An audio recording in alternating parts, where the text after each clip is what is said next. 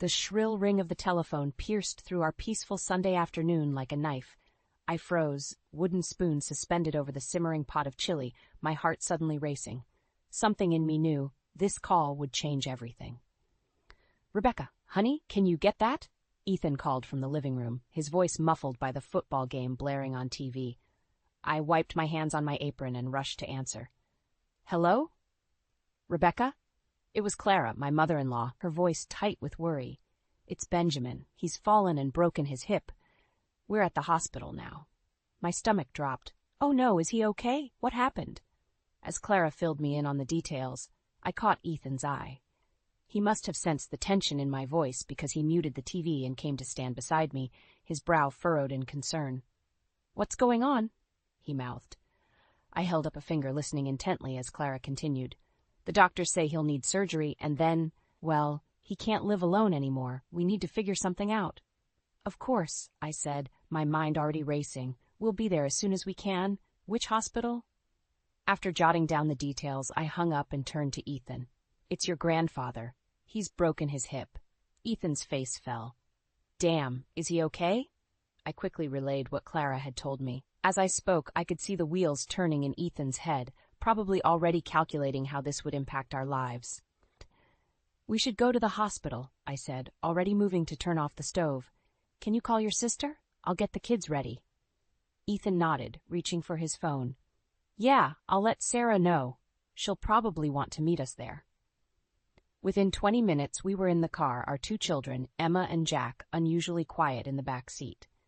As we drove, I couldn't shake the feeling that our lives were about to change dramatically. At the hospital, we found Clara pacing in the waiting room, her normally perfectly coiffed hair disheveled. Sarah arrived moments after us, her husband Tom in tow. "How is he?" Ethan asked, embracing his mother. Clara sighed heavily. "They've taken him into surgery. The doctor said it went well, but—" She trailed off, her eyes filling with tears. I stepped forward, putting a comforting hand on her arm. "But what, Clara? He can't go back to living alone," she said, her voice barely above a whisper. "He's going to need full-time care, at least for a while." The weight of her words settled over us like a heavy blanket. I glanced at Ethan, seeing the same realization dawning in his eyes. Our lives were about to become much more complicated. "We'll figure it out," I said, trying to sound more confident than I felt. "We're family. That's what we do." Sarah nodded in agreement, but I couldn't help noticing the flicker of unease that passed between her and Tom. I pushed the thought aside, focusing on the present moment. As we settled in to wait for news, I couldn't shake the nagging feeling that this was just the beginning. Benjamin had always been a strong, independent man. How would he handle this sudden loss of freedom? And how would we, as a family, cope with the challenges ahead? Little did I know, as I sat there in that sterile hospital waiting room surrounded by my family, that this was only the first tremor in what would become an earthquake, shaking the very foundations of our lives. The real test was yet to come, and it would push us all to our limits, revealing truths about ourselves and each other that we never could have imagined. The crash of shattering glass jolted me from my sleep. I bolted upright, heart pounding, and fumbled for my robe. Ethan stirred beside me, mumbling groggily. "What was that?"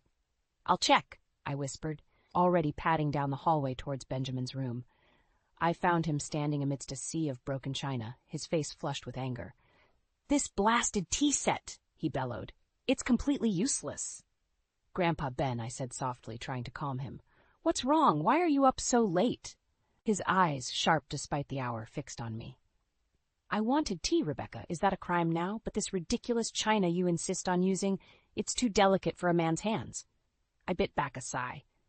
It was the china his late wife had cherished, but I didn't dare remind him of that now. "Let me clean this up, and I'll make you some tea in a sturdier mug, okay?" As I swept up the shards, Benjamin launched into a lecture. In my day, we knew how to make things that lasted, not like this flimsy modern junk. And while we're at it, your entire household could use an overhaul. The way you run things, it's all wrong. I gritted my teeth, reminding myself that his frustration wasn't really about the teacup. It had been 3 weeks since he'd moved in with us, and each day brought new challenges. The once stern but fair man I'd known had become a cantankerous shadow of himself, lashing out at everyone and everything. "I appreciate your input, Grandpa Ben," I said, forcing a smile. "How about we discuss some changes over breakfast tomorrow?" He harumphed, but seemed slightly. "Fine, but I expect you to listen, Rebecca. There's wisdom in these old bones, whether you young folks want to hear it or not." As I tucked him back into bed, I couldn't help but wonder if there really was some hidden wisdom beneath his harsh words. The rest of the family had grown increasingly impatient with his outbursts, but something told me to keep digging. The next morning, over a breakfast of sturdy mugs and Benjamin's favorite oatmeal, he began his critique.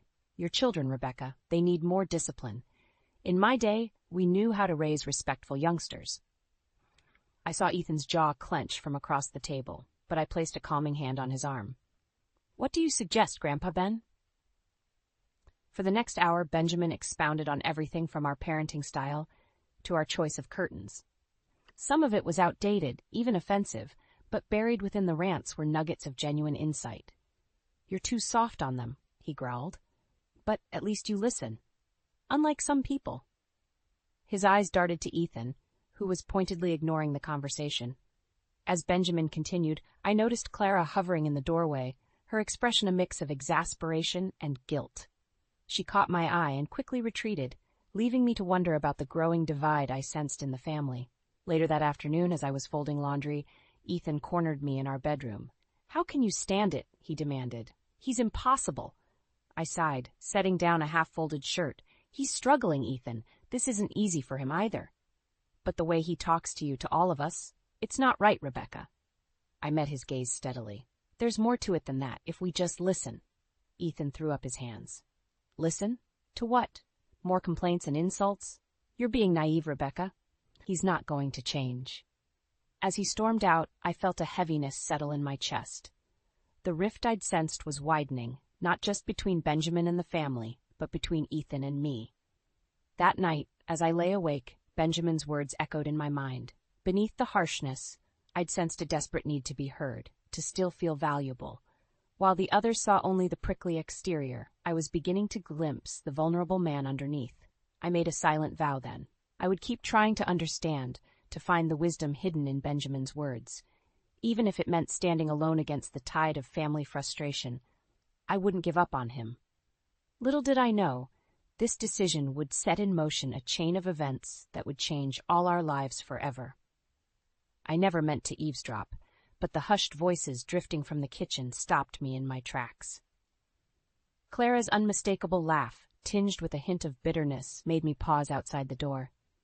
I swear, if I have to listen to Dad complain one more time about how we don't do things the right way, I might just wish him away myself. My breath caught in my throat. I knew Benjamin had been difficult, but to hear Clara speak so callously about her own father.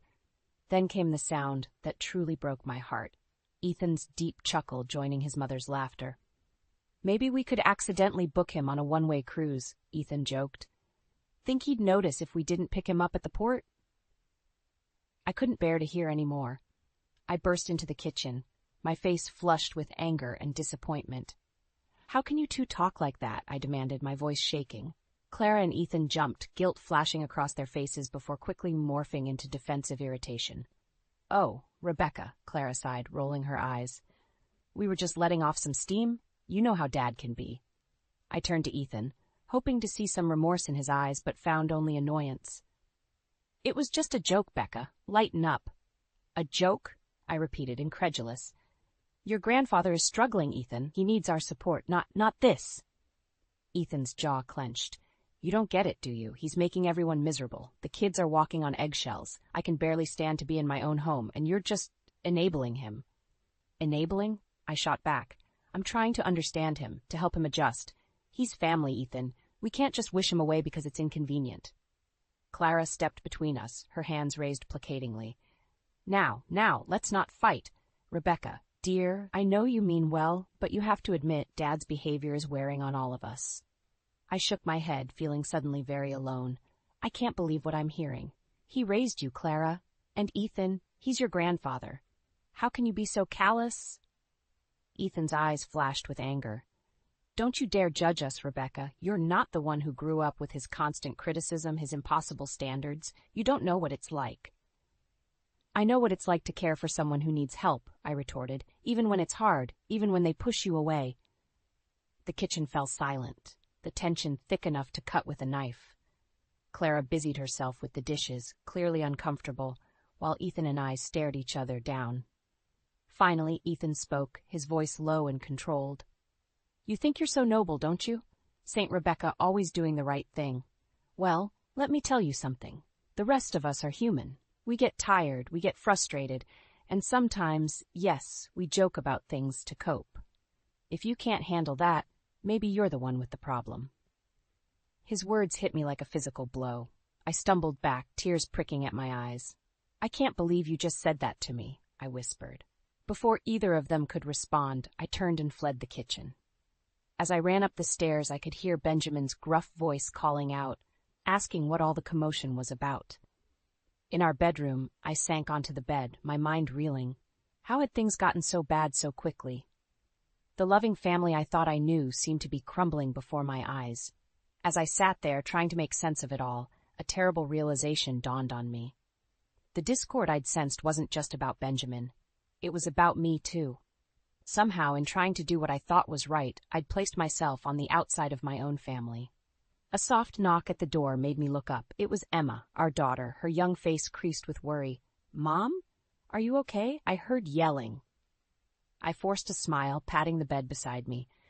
As Emma curled up next to me, I held her close, suddenly fiercely grateful for her presence. Whatever was happening with Ethan and his family, I knew one thing for certain: I would do whatever it took to protect my children from the growing storm. Little did I know, the true test of my resolve was yet to come. The hushed voices coming from the living room made my skin prickle. I paused at the bottom of the stairs, my hand gripping the banister as I strained to hear. It was Ethan, Clara, and Sarah, Ethan's sister. A family meeting, and I hadn't been invited. We can't go on like this, Sarah was saying, her voice tight with frustration. It's tearing us apart. I know, Ethan sighed, but what can we do? We can't just abandon Grandpa. Clara's voice cut in, sharp and decisive. We're not abandoning him. We're reallocating resources. My heart began to race. What were they planning? Rebecca seems to have everything under control, Clara continued. She's always so insistent on doing things her way. Well, let her. Mom. Ethan protested weakly, but Clara steamrolled on. I'm telling you, it's for the best. We'll move out, give them space. Rebecca can handle Grandpa, and we can all get our lives back. The silence that followed was deafening. I waited, breath held, for Ethan to object, to stand up for our family. But when he finally spoke, his words shattered my world. Maybe you're right, he said softly. Maybe it is for the best. I stumbled back, my vision blurring with tears. How could they? How could Ethan? Before I could confront them, Benjamin's gruff voice called out from upstairs. Rebecca, where's my tea? Wiping my eyes, I hurried to the kitchen, my mind reeling. As I prepared Benjamin's tea with shaking hands, I tried to make sense of what I'd heard. They were planning to leave us, to leave me, alone with Benjamin. The betrayal cut deep, but beneath the pain, a spark of determination ignited. I carried the tea upstairs, my resolve strengthening with each step. If they thought they could just walk away, they had another thing coming. About time, Benjamin grumbled as I entered his room. But his scowl softened slightly as he saw my face. What's wrong with you? You look like you've seen a ghost. For a moment, I considered telling him everything, but the stubborn set of his jaw, so like Ethan's, made me hesitate. Instead, I forced a smile. It's nothing, Grandpa Ben, just a long day. He harumphed, but his eyes narrowed suspiciously. Don't lie to me, girl. I may be old, but I'm not blind. Something's eating at you. I sank into the chair beside his bed, suddenly exhausted. It's Ethan and the others. They're talking about moving out, leaving us to care for you alone. I expected anger, perhaps another lecture about family loyalty. Instead, Benjamin's face crumpled, a vulnerability I'd never seen before shining through. I see, he said softly. Can't say I blame them. I haven't exactly been easy to live with. His admission stunned me. Grandpa Ben, he waved me off. Don't coddle me, Rebecca. I know what I've been like, but you... He reached out, his gnarled hand grasping mine. You've stood by me even when I didn't deserve it. Why? The question caught me off guard. Why had I? Because I believe there's more to you than just the grumpy old man act. Because family means something to me. And because sometimes the people who push us away are the ones who need us most. Benjamin's eyes glistened with unshed tears. For a long moment, he said nothing. Then, with a deep breath, he squeezed my hand. You're a good woman, Rebecca. Better than this family deserves, maybe. So what are you going to do about those cowards downstairs? His question ignited the spark of determination in me once more. What was I going to do? I stood, squaring my shoulders. I'm going to fight for this family, Grandpa Ben. All of it, even the parts that don't think they want to be fought for. As I left his room, I heard him chuckle. That's my girl, he murmured. Descending the stairs, I steeled myself for the confrontation to come. They thought they could just decide our fate without me. They were about to learn how wrong they were. This wasn't just about Benjamin anymore. It was about the very foundation of our family, and I wasn't going down without a fight. The day Ethan left was the day I truly understood the meaning of heartbreak. I stood in the doorway, watching him load the last of his bags into the car, feeling as if my world was crumbling around me. Emma and Jack clung to my sides, their small faces etched with confusion and hurt. Daddy, why can't you stay? Emma's voice quivered, and I felt my resolve cracking. Ethan knelt down, his eyes avoiding mine. I'm sorry, sweetheart. Daddy just needs some time away, but I'll see you soon, okay? As he hugged our children goodbye, I caught Clara's eye over his shoulder. Her expression was a mix of guilt and defiance, and I felt a surge of anger. This was her doing, her idea of reallocating resources. When Ethan finally turned to me, I saw a flicker of regret in his eyes. Becca, I cut him off, my voice low and steady. Don't, just go. As the car pulled away, I felt Benjamin's presence behind me. Well, he grumbled, good riddance to bad rubbish, I say. I spun around, ready to snap at him, but the words died on my lips when I saw the pain in his eyes. He was hurting too, I realized. We all were. That night, after putting the kids to bed, I sat at the kitchen table, surrounded by bills and paperwork. How was I supposed to manage all this on my own? The weight of responsibility felt crushing. A soft knock interrupted my spiraling thoughts. Mom? Jack peeked around the door, his eyes wide. Is Grandpa Ben okay? He's making weird noises. Alarmed, I rushed upstairs to Benjamin's room. The sound of labored breathing greeted me before I even opened the door. Inside, I found Benjamin hunched over, gasping for air. Grandpa Ben! I cried, rushing to his side. What's wrong? Talk to me. He couldn't speak, just gestured weakly at his chest. My heart racing, I grabbed the phone and dialed 911. The next few hours were a blur of ambulances, emergency rooms, and anxious waiting. As dawn broke, a tired-looking doctor approached me in the waiting room. Mrs. Thompson?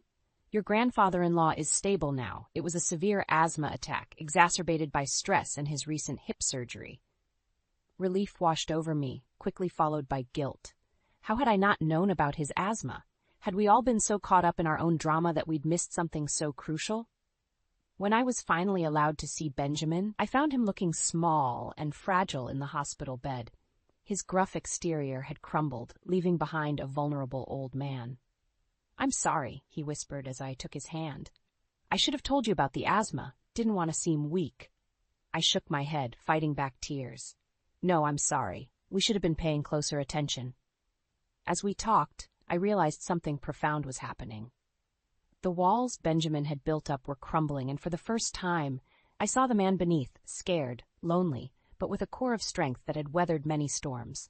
When I returned home that afternoon, exhausted but determined, I found Emma and Jack waiting anxiously. Is Grandpa Ben okay? Emma asked, her voice small. I knelt down, gathering them both in my arms. He will be, I assured them. And we're going to help him. Together. Looking into their brave little faces, I felt a surge of love and determination. Ethan and his family might have abandoned us, but we weren't broken. We were survivors. That night, as I tucked the kids into bed, I made a silent vow.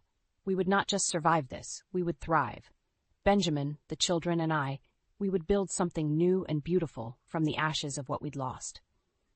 As I closed their bedroom door, I felt a strange sense of peace settle over me. The road ahead would be challenging, but for the first time since this all began, I felt ready to face it. We were a family. Unconventional, perhaps, but bound by love and resilience, and that I realized was more powerful than any adversity we might face. My hands trembled as I smoothed down my blouse, stealing a glance at Benjamin in the passenger seat. 6 months had passed since that fateful night in the hospital, and the change in him was remarkable. Gone was the cantankerous old man, replaced by someone I'd grown to love and respect deeply. "Ready for this?" I asked, my voice barely above a whisper. Benjamin's eyes twinkled with a mischief I'd come to recognize. "Oh, I'm more than ready, my dear. Let's give them a show they'll never forget." As we pulled up to Clara's house, my stomach churned with anxiety. This was the first time we'd all be together since Ethan left. The children were spending the day with a friend, sparing them from what I feared would be an explosive family reunion. Clara answered the door, her smile faltering as she saw Benjamin standing tall beside me, no cane in sight. "Dad, you're walking so well. Amazing what proper care can do." Benjamin replied, his tone deceptively light. Ethan appeared behind his mother, his eyes widening at the sight of us. "Becca? We weren't expecting you both." "Clearly," I said, brushing past them into the house. The atmosphere in the living room was thick with tension as we all settled in. Sarah and her husband Tom exchanged nervous glances while Clara fussed unnecessarily with refreshments. Finally, Benjamin cleared his throat. "I suppose you're all wondering why we're here." "To be honest, Dad, we're just happy to see you doing so well," Sarah said, her voice tinged with guilt. Benjamin's laugh was sharp and humorless. "Oh, I'm doing more than well, Sarah. Thanks to Rebecca here, I've not only recovered, but I've had a revelation." The room fell silent, all eyes on Benjamin. My heart raced, knowing what was coming. "You see," he continued, his voice gaining strength, "these past months have been enlightening. I've seen who truly cares about family, about legacy, about doing what's right." Ethan shifted uncomfortably. "Grandpa, if this is about us leaving..." "This is about so much more than that, boy," Benjamin cut him off. "This is about character, about who has the strength to stand by family, even when it's difficult, even when it's inconvenient." I watched as realization dawned on their faces. Clara's hand flew to her mouth, while Ethan's jaw clenched tightly. "What are you saying, Dad?" Sarah asked, her voice trembling. Benjamin's eyes met mine, a silent question. I nodded, encouraging him to continue. "I'm saying," he said, turning back to his family, "that I've made a decision about the future of our family business. As of today, I'm naming Rebecca as the new head of Thompson Industries."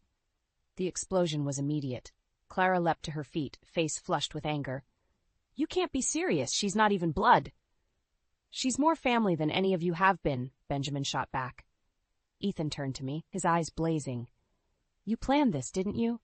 This was your game all along." The accusation stung, but I held my ground. "The only game here, Ethan, is the one you and your family have been playing, abandoning your grandfather, abandoning our marriage." "Our marriage?" he scoffed. "You pushed me away." "Enough!" Benjamin's voice boomed, silencing the room. "My decision is final. Rebecca has shown true strength of character, true commitment to family. She's earned this." As the reality sank in, I watched the faces around me contort with a mix of shock, anger, and betrayal. Sarah was openly weeping, while Tom looked like he might be sick. Clara stood rigid, her eyes burning with fury. But it was Ethan's expression that hit me hardest. The man I had once loved, the father of my children, looked at me with such hatred that it took my breath away. In that moment, standing amidst the chaos we had unleashed, I realized there was no going back. The family I had married into was irreparably shattered, and I, Rebecca Thompson, once the outsider, now stood at its center, holding the reins of a legacy I never asked for. As Benjamin's hand found mine, squeezing it in solidarity, I took a deep breath. The storm had broken, and I was at its eye. Whatever came next, I knew one thing for certain. Nothing would ever be the same again. The weight of responsibility settled on my shoulders like a heavy cloak as I strode through the doors of Thompson Industries. My heels clicked against the marble floor, echoing in the suddenly hushed lobby. Employees whispered and stared, no doubt wondering about the woman who had seemingly appeared out of nowhere to take control of their company. I straightened my spine, channeling every ounce of confidence I could muster. This was my world now, whether I was ready for it or not. As I reached my new office, Ethan's old office, I found Benjamin waiting for me, a proud smile on his weathered face. Ready to shake things up, Rebecca? I nodded, my throat tight with emotion. As ready as I'll ever be. The next few weeks were a whirlwind of meetings, decisions, and late nights. I threw myself into learning every aspect of the business, determined to prove Benjamin's faith in me wasn't misplaced. But with every success came a new challenge, often in the form of resistance from longtime employees loyal to Ethan and his family. It was after a particularly grueling board meeting that I found Ethan waiting outside my office, his face a mask of conflicting emotions. "Can we talk?" he asked, his voice softer than I'd heard it in months. Against my better judgment, I let him in. As soon as the door closed behind us, Ethan's composure cracked. "I've been a fool, Becca," he said, running a hand through his hair. "I let my family cloud my judgment, push me away from what really matters, from you." I stood frozen, my heart pounding. This was the moment I'd dreamed of for so long, Ethan coming back admitting his mistakes. But as I looked at him, I realized something had fundamentally changed. "I want us to try again," Ethan continued, stepping closer. "For the kids, for us. We can make this work. I know we can." For a moment, I wavered. The memory of our life together, the family we'd built, tugged at my heart. But then I thought of Benjamin, of the trust he'd placed in me, of the strength I'd found within myself. "No, Ethan," I said, my voice steady. "We can't go back." His face fell, confusion and anger warring in his eyes. "What do you mean? Is this about the company? Because we can work something out." "It's not about the company," I interrupted. "It's about us. About who we've become." I moved to my desk, pulling out a manila envelope I'd been dreading and hoping for in equal measure. "I think it's time we made this official." Ethan's eyes widened as he realized what I was holding. "Divorce papers? Becca, you can't be serious." "I've never been more serious," I replied, handing him the envelope. "You're no longer part of my inner circle, Ethan. You made that choice when you walked out on us." His face contorted with rage. "You conniving bitch! You planned this all along, didn't you? Worming your way into Grandpa's good graces, stealing my company, my life." I stood my ground, even as his words cut deep. "I didn't plan anything, Ethan. I simply chose to stand by family when you wouldn't." "This isn't over," he snarled, snatching the envelope. "You'll regret this, Rebecca. I'll make sure of it."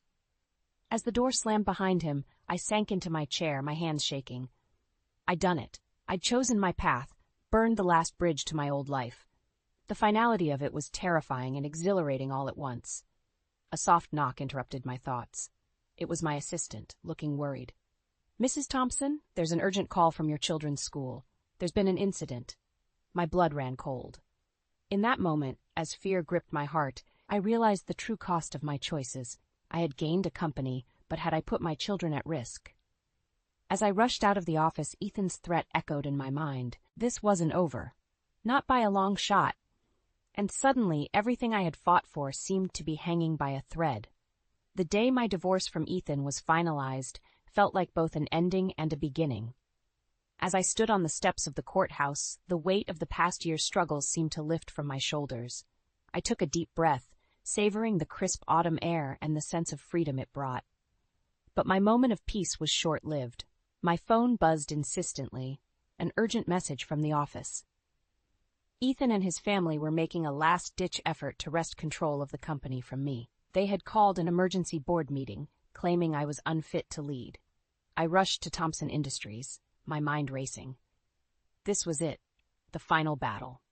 As I entered the boardroom, the tension was palpable. Ethan sat at one end of the table, flanked by Clara and Sarah, their faces set in grim determination. The other board members looked uncertain, caught between the old guard and the new. "Rebecca," Ethan began, his voice dripping with false concern, "we've called this meeting because we believe the company is suffering under your leadership. It's time to return control to those who truly understand the Thompson legacy." I felt a flicker of doubt, but then I caught Benjamin's eye. He gave me a subtle nod, and I remembered why I was here. I straightened my spine and addressed the room. "Members of the board," I said, my voice steady, "I know there have been changes since I took over. Change can be scary, but let me show you exactly what those changes have accomplished." For the next hour, I laid out the company's growth under my leadership, increased profits, expanded market share, and improved employee satisfaction. With each point, I saw the doubt in the board members' eyes turn to interest. then admiration. Ethan tried to interject, his face growing redder by the minute, but I held my ground. This company isn't just about legacy, I concluded. It's about innovation, adaptation, and treating people, all people, with respect. That's the true Thompson spirit, and that's what I've brought back to this company. The room fell silent as the board members exchanged glances. Then, one by one, they began to nod. The vote was called, and the result was unanimous. I would remain as CEO. As the meeting adjourned, I watched Ethan and his family storm out, their last grasp at power slipping away. I felt a twinge of sadness for what once was, but it was overshadowed by pride in what I had accomplished. Later that evening, I sat in my living room, surrounded by the warmth of my chosen family. Emma and Jack were curled up on either side of me, while Benjamin sat in his favorite armchair, looking more content than I'd ever seen him. "You did it, kiddo," Benjamin said, raising his glass of sparkling cider in a toast. "You saved the company and our family." I smiled, hugging my children close. "We did it together," I corrected him. "All of us." As I looked around at the faces of those I loved most in the world, I realized that this moment of peace, love, and triumph was what I had been fighting for all along. Not just a company or a title, but a true sense of family and purpose. The road had been hard, filled with betrayals and heartache, but it had led me here, to a place where I was stronger, wiser, and more fulfilled than I ever thought possible. "Mom," Emma said, looking up at me with curious eyes, "are you happy now?" I felt tears prick my eyes as I answered honestly, "Happier than I've ever been, sweetheart." And as the evening wore on, filled with laughter and love, I knew that this was just the beginning. Whatever challenges lay ahead, I was ready to face them. Not as the woman I had been, but as the woman I had become. A woman who had taken adversity and turned it into opportunity, who had found strength in vulnerability, and who had learned that true family is not always bound by blood, but by love, loyalty, and shared struggles. This was my new chapter, my new life, and I couldn't wait to see where it would lead. I never saw it coming. One moment I was standing in my living room, confronting Trent about his suspicious behavior and unexplained absences. The next, I found myself trapped in the dark, damp confines of our basement, a place I hadn't set foot in for years. "What is the meaning of this, Trent?" I demanded, my voice trembling with a mix of fear and outrage. "Why are you doing this?" Trent's normally warm, brown eyes had turned cold and calculating. "I'm doing what I have to, Avery," he said, his tone laced with a chilling finality. "You were never meant to see the truth." I watched in horror as he slammed the metal door behind him, the sound echoing through the cavernous space like a death knell. Panic gripped me, my heart pounding against my chest as I frantically searched for a way out. The basement was a maze of shadows, the air thick with the musty smell of neglect. I stumbled through the darkness, my hands tracing the rough, uneven walls, desperately seeking an escape. But the more I explored, the more it became clear that Trent had trapped me in this dank, forgotten corner of our home. "Trent, please!" I shouted, my voice cracking with desperation. "Let me out of here!" There was no response, only the eerie silence that seemed to taunt me, mocking my helplessness. I sank to the floor, my knees trembling as the reality of my situation sank in. How could this be happening? Trent, the man I had loved and trusted for nearly a decade, had turned against me in the most unimaginable way. Flashes of our life together played in my mind, the way he had swept me off my feet with his charming smile and his grand promises of a life filled with adventure and success. I had been so blinded by his facade, so eager to believe in the fairy tale he had spun. Now, that fairy tale had shattered, leaving me trapped in a waking nightmare. As the minutes ticked by, my mind raced, searching for a way to escape. I knew I couldn't give in to despair, not when I had so much to live for. Somewhere out there, my friends and family were wondering where I was, and I couldn't let them down. Summoning every ounce of courage I could muster, I began to explore the basement more thoroughly, searching for anything that could aid my escape. The space was cluttered with old boxes and forgotten relics, but as I sifted through the debris, a glimmer of hope emerged. Tucked away in the corner, partially obscured by a tattered tarp, was a small metal toolbox. I yanked it free, my fingers trembling as I popped it open. Inside, I found a set of old, rusted tools: a hammer, a screwdriver, and a pair of pliers. A wave of determination washed over me. I may have been trapped, but I wasn't helpless. With these tools, I could find a way out of this nightmare and reclaim my life. Gripping the screwdriver tightly, I set to work. My mind focused on the task at hand. I would not be a victim, not in my own home. Trent would pay for what he had done, and I would make sure of it. As I tinkered with the tools, a sense of purpose coursed through me, pushing back the fear that had threatened to consume me. I would find a way out of this basement, no matter what it took. The old screwdriver felt heavy in my hand, a makeshift weapon against the darkness that surrounded me. I pried open the panels of the door, searching for any weaknesses, any sign of an escape route. Time seemed to stand still as I worked, the ticking of an unseen clock the only measure of the seconds that passed. With each failed attempt, my frustration grew, but I refused to give in to despair. Then, just as I was about to give up, my fingers brushed against a small, hidden compartment in the door's frame. My heart raced as I pulled it open, revealing a set of keys, Trent's keys. "Trent, you fool," I muttered, a bitter smile spreading across my lips. "Did you really think you could keep me trapped here forever?" I wasted no time in fitting the key into the lock, turning it with a soft click. The door swung open, and I stepped out into the dimly lit hallway, my senses on high alert. The house was eerily quiet, save for the muffled sounds of Trent moving about upstairs. I crept forward, my footsteps light and cautious, until I reached the living room. That's when I saw it. A stack of papers, neatly arranged on the coffee table. They were financial statements, bank records, and legal documents, all bearing Trent's name. As I sifted through them, a sinking feeling settled in the pit of my stomach. "Oh, Trent," I whispered, "what have you done?" The papers revealed a web of financial fraud, hidden offshore accounts, and shady business deals. It was all there, the damning evidence of Trent's betrayal, his carefully constructed facade crumbling before my eyes. I quickly gathered the documents, stuffing them into a messenger bag I found nearby. With this evidence, I would be able to expose Trent's crimes and bring him to justice. Just then, I heard the distinct sound of footsteps on the stairs. My heart raced as I ducked behind the couch, holding my breath and praying that Trent wouldn't find me. "Avery?" Trent's voice called out, the hint of panic in his tone betraying his composure. "Avery, where are you?" I watched as he strode into the living room, his eyes darting around the space. He approached the coffee table, his brow furrowing as he noticed the missing documents. "No, no," he muttered, his hands trembling. "This can't be happening." I seized the moment, stepping out from my hiding place and confronting him head-on. "Looking for these, Trent?"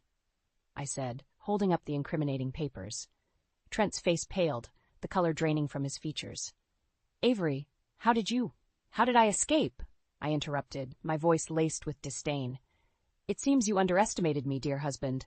Now, it's time to face the consequences of your actions." Trent's expression morphed from shock to panic as he realized the gravity of his predicament. He opened his mouth to speak, but I held up my hand, silencing him. "Save it, Trent. I've seen everything, and I'm not going to let you get away with this."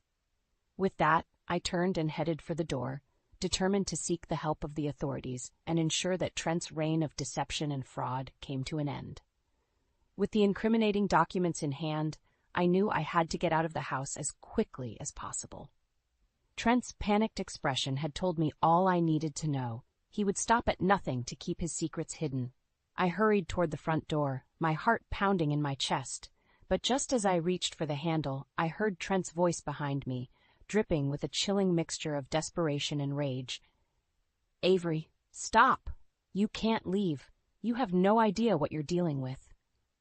I turned to face him, holding the bag of documents close to my body. "I know exactly what I'm dealing with, Trent. You're a fraud, a criminal, and I'm going to make sure the world knows it." His eyes narrowed, and for a moment I saw a glimpse of the man I had once loved, the charming, charismatic figure who had swept me off my feet. But that man was gone, replaced by a twisted, desperate individual willing to do anything to preserve his carefully constructed facade. "Please, Avery, you have to understand," he pleaded, taking a step closer. "If you leave, you'll be putting yourself in grave danger. I'm only trying to protect you." I scoffed, unwilling to be swayed by his empty words. "Protect me? You locked me in the basement, Trent. You betrayed my trust and everything we built together. I won't let you manipulate me anymore." I turned the doorknob, but before I could pull the door open, Trent lunged forward, his hands grasping at the bag. We struggled, each of us refusing to let go, until a sudden movement from the corner of my eye caught my attention. "Lena!" I cried, recognizing my neighbor standing just outside the open door. Lena's eyes widened as she took in the scene unfolding before her. Without hesitation, she rushed forward, her hands pushing Trent away from me. "Get away from her, you monster!" Lena shouted, her voice laced with fury. Trent stumbled back, a look of pure panic on his face. "Lena, you don't understand." "I understand perfectly," Lena interrupted, stepping in front of me protectively. "I've seen the way you've been behaving, Trent, and I won't let you hurt Avery anymore." Trent's gaze darted between Lena and me, his desperation palpable. "You have to believe me. I'm trying to keep her safe. If she leaves, she'll be in grave danger." Lena scoffed, her expression unwavering. "We both know that's a lie. Now, get out of our way, or I'll make sure the police hear everything." Trent's shoulders slumped in defeat, and without another word, he stepped aside, allowing Lena and me to pass.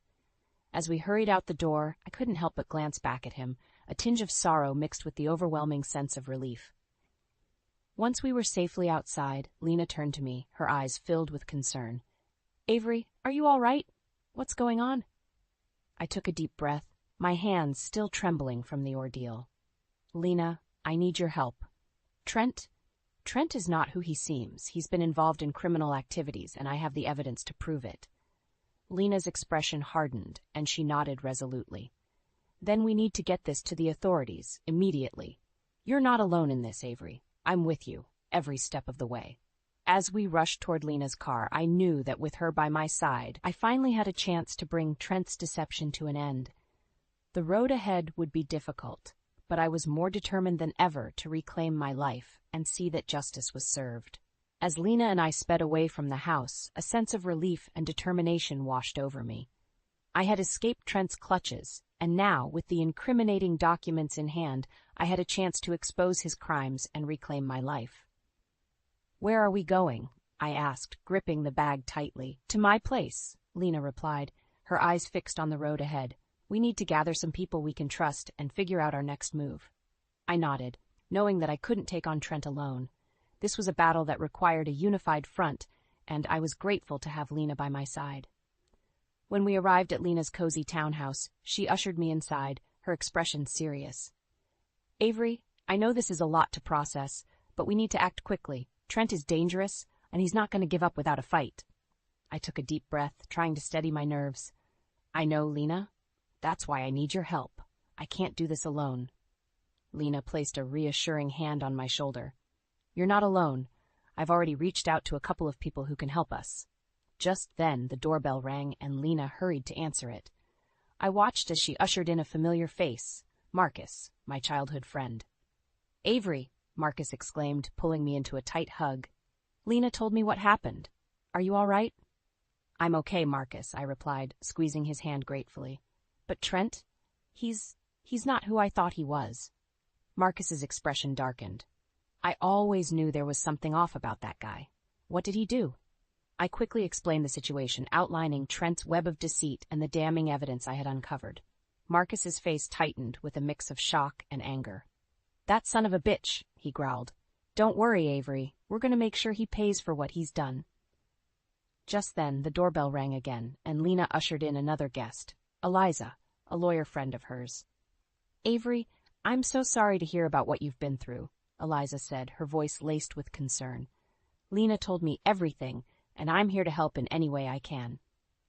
I felt a surge of gratitude, knowing that I had the support of these powerful allies. Together, we would take down Trent and ensure that he faced the consequences of his actions. "Thank you all for being here," I said, my voice steady. "I know Trent is a formidable opponent, but with your help, I'm confident we can expose his crimes and bring him to justice." The group gathered around Lena's dining room table, poring over the documents I had retrieved. Eliza took charge, her legal expertise guiding our discussion. "This evidence is damning, Avery," she said, her brow furrowed in concentration. "We can use it to build a strong case against Trent, but we'll need to be strategic in how we approach this." Marcus chimed in, his eyes gleaming with determination. Whatever it takes, we'll do it. Trent's not going to get away with this, not on our watch. As I listened to my friend's unwavering support, I felt a renewed sense of purpose. I was no longer alone in this fight. Together, we would bring Trent down and reclaim the life he had stolen from me. Seated around Lena's dining room table, the group pored over the documents I had obtained, each of us determined to uncover the full extent of Trent's deceit. Eliza, the savvy lawyer, took the lead, her sharp eyes scanning the financial records and legal paperwork. "This is worse than I thought," she murmured, her brow furrowing in concentration. "Trent has been involved in a complex web of fraud, money laundering, and other illicit activities. We'll need to tread carefully if we're going to bring him down." Marcus, my loyal childhood friend, clenched his fist, his knuckles turning white. "That bastard," he growled. "After everything he's put Avery through, he deserves to rot in prison." Lena placed a calming hand on Marcus's arm. "Easy, Marcus. We can't afford to be reckless. Trent is dangerous, and we need to make sure we have an airtight case against him." I nodded, my own anger simmering just beneath the surface. Lena's right. We need to be strategic, and that means gathering as much evidence as possible. Trent won't go down without a fight. Eliza cleared her throat, drawing our attention. "Well, I have an idea. It's risky, but if we pull it off, we might be able to catch Trent red-handed and expose his crimes to the world." We leaned in, hanging on her every word as she laid out her plan. It was a bold, daring scheme that would require all of our resources and unwavering determination. But as Eliza spoke, I felt a surge of hope. This was our chance to take back control and make Trent pay for his betrayal. "Are you all in?" Eliza asked, her gaze sweeping across the table. Without hesitation, we all nodded, our resolve steeled by the prospect of justice. In the days that followed, we set our plan in motion, each of us playing a crucial role. Lena and Marcus used their connections to gather additional information about Trent's activities, while Eliza worked tirelessly to ensure our legal strategy was airtight. Meanwhile, I found myself delving into the world of digital espionage, hacking into Trent's accounts and monitoring his movements. It was a risky endeavor, but the thought of Trent's reckoning fueled my determination. As we inched closer to our goal, the tension in the air was palpable. Trent seemed oblivious to our machinations, continuing to go about his day-to-day life with his usual air of confidence and charm. "He has no idea what's coming," Eliza said, a triumphant gleam in her eye. I couldn't help but feel a twinge of pity for the man I had once loved. But that sentiment was quickly overshadowed by the thirst for justice. "Let's make sure he pays for what he's done," I said, my voice resolute. With the final pieces of our plan in place, we set the stage for Trent's downfall. The day of the big event arrived, and as I stood alongside my allies, I felt a sense of power and determination that I had never experienced before. When Trent arrived, his usual swagger replaced by a hint of unease, I knew the moment of reckoning had arrived. It was time to confront him, to expose his crimes, and to ensure that he faced the consequences of his actions. As I stepped forward, the incriminating documents in hand, I took a deep breath, steeling myself for the confrontation that was about to unfold. As Trent approached, his gaze darting around the crowded event space, I felt a surge of adrenaline coursing through my veins. This was the moment we had been waiting for, the chance to bring him down and expose his deceit once and for all.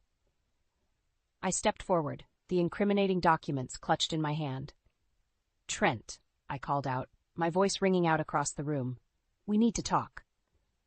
Trent's eyes widened as he recognized me, and a flicker of panic crossed his features. He tried to maintain his composure, but I could see the cracks in his carefully constructed facade. "Avery," he said, his tone laced with a forced calmness, "what are you doing here?" "I'm here to expose your crimes, Trent," I replied, my words dripping with venom. "Your web of fraud and deception ends today." A hush fell over the crowd as they sensed the tension in the air. Trent's gaze darted around the room, his eyes pleading for someone to intervene, but no one moved. "I don't know what you're talking about, Avery," he said, his voice wavering. "This is all just a misunderstanding."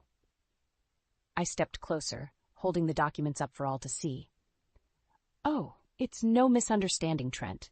These documents prove that you've been embezzling funds, manipulating financial records, and even laundering money. Your entire empire is built on a foundation of lies. Trent's face paled, and I could see the beads of sweat forming on his brow. Avery, please, you have to understand. I was only trying to protect you. Everything I've done for us. I scoffed, the disgust evident in my expression. Protect me? You locked me in a basement, Trent. You betrayed my trust and everything we had. And now, you're trying to cover up your crimes by playing the victim? The crowd erupted in murmurs, and I could see the realization dawning on their faces. Trent's carefully crafted image was crumbling before our eyes. This is all a lie, Trent shouted, his desperation palpable. Avery is the one who's been unfaithful, not me. She's the one who's been stealing from me. I shook my head, unwilling to let him deflect the blame. Nice try, Trent, but your lies won't work this time. The authorities have already been informed, and they're on their way to arrest you. Trent's eyes widened in horror, and he took a step back, his gaze darting around the room in search of an escape. But there was nowhere for him to run. Not this time. No, this can't be happening, he cried, his voice laced with a mix of fear and fury. Avery, you have to believe me. I'm the victim here. I watched as the realization dawned on him, the walls closing in as his carefully constructed world crumbled around him. There was no more room for his deceptions, no more chances to escape the consequences of his actions. It's over, Trent, I said, my voice firm and unyielding. Your reign of terror is at an end. Just then, the sound of sirens echoed through the air, signaling the arrival of the authorities. Trent's face contorted with a desperate panic, and he made one final, futile attempt to flee.